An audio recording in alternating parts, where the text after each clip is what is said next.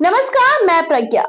बिना किसी मुख्यमंत्री चेहरे के भारतीय जनता पार्टी ने 27 साल बाद दिल्ली को फतह कर लिया है। दिल्ली की सत्ता में बीजेपी की वापसी को जहां ब्रांड मोदी इफेक्ट माना जा रहा है, तो वहीं 5 ऐसे भी नेता हैं जिन्होंने पर्दे के पीछे से पार्टी की जीत की स्क्रिप्ट लिखी है। ये नेता बिना किसी शोरगुल के पिछले 4 महीनों से दिल्ली के मैदान में डटे हुए थे। कौन है वो नेता, आइए जानते हैं। इन नेताओं ने जहां पर्दे के पीछे से आम आदमी पार्टी के नैरेटिव को खत्म किया है, तो वहीं खुद की नैरेटिव सेट करने के लिए डोर टू डोर कैंपेन पर फोकस किया। पार्टी की टूट को बचाने के साथ साथ आप में सेंध भी लगाने की रणनीति इन्हीं नेताओं की थी। अब बीजेपी की जीत के बाद इन नेताओं की सियासी गलियारों में चर्चाएं हो रही हैं। बैजयंत पांडा अक्टूबर 2024 में बैजयंत पांडा को दिल्ली चुनाव का प्रभारी बनाया गया था। पांडा इसके बाद पर्दे के पीछे से जीत की स्क्रिप्ट लिख रहे थे। टिकट बंटवारे के बाद पार्टी में मची भगदड़ को जहां पांडा रोकने में कामयाब रहे, तो वहीं आपके विधायकों को भी ऐन वक्त पर तोड़ लिया। पांडा पिछले चुनाव में भी दिल्ली के प्रभारी थे, लेकिन इसके बाद उनकी यहां से ड्यूटी हटाकर यूपी में लगा दी गई। पांडा के एक वक्त में उड़ीसा के नवीन पटनायक के करीबी माने जाते थे। वो पटनायक के उत्तराधिकारी भी थे, लेकिन बाद में अलग थलग कर दिए गए। पांडा को बीजेपी शीर्ष नेतृत्व का करीबी माना जाता है। पांडा ने अपने पुराने अनुभवों के बूते ही बूथ मैनेजमेंट का काम जहां सफल किया, तो वहीं उन सीटों पर विशेष फोकस किया जहां बीजेपी जीत चुकी थी। बात करें अगर हम अनुराग ठाकुर की, तो पूर्व केंद्रीय मंत्री अनुराग ठाकुर भी पर्दे के पीछे से बीजेपी की जीत में अहम भूमिका निभाए हैं। मुस्लिम प्रभाव वाले सीटों पर अनुराग की ड्यूटी लगाई गई। अनुराग के जिम्मे करावल नगर, मुस्तफाबाद, आदर्श नगर आदि सीटों की रणनीति को तैयार करना था। Anurag Thakur door to door के जरिए भी हिंदू वोटरों को साध रहे थे। यही वजह है कि मुस्लिम बहुल होने के बावजूद मुस्तफाबाद सीट पर बीजेपी की जीत मिल गई। अनुराग ठाकुर बीजेपी हाईकमान के करीबी माने जाते हैं। पूर्व केंद्रीय मंत्री हिमाचल से आते हैं और हमीरपुर सीट से सांसद हैं।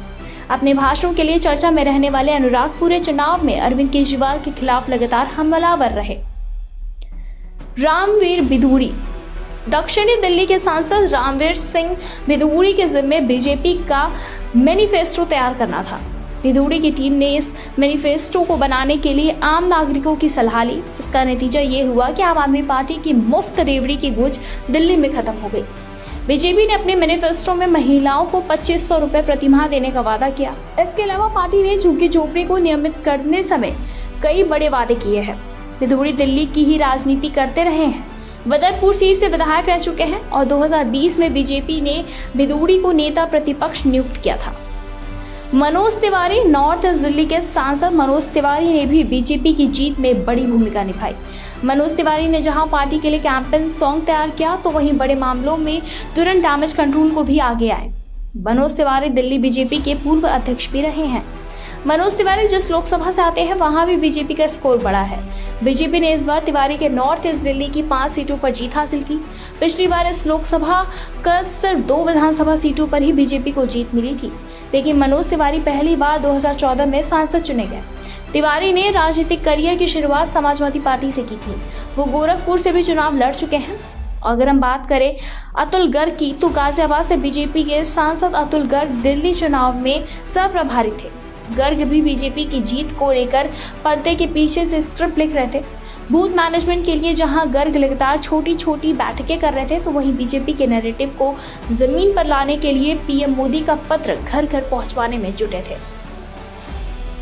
बताते चले कि अतुल गर्ग गाजियाबाद से बीजेपी के सांसद अतुल गर्ग दिल्ली चुनाव में सह-प्रभारी थे। गर्ग भी बीजेपी की जीत को लेकर पर्दे के पीछे से ही स्क्रिप्ट लिख रहे थे।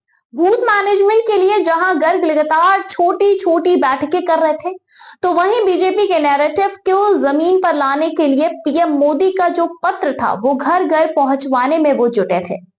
गर्ग गाजियाबाद की राजनीति करते हैं, जो कि दिल्ली एनसीआर का हिस्सा है। गर्ग सांसद बनने से पहले यहां से विधायक भी रह चुके हैं। फिलहाल इस पर आपकी क्या कुछ राय, हमें कमेंट सेक्शन में कमेंट करके जरूर बताएं।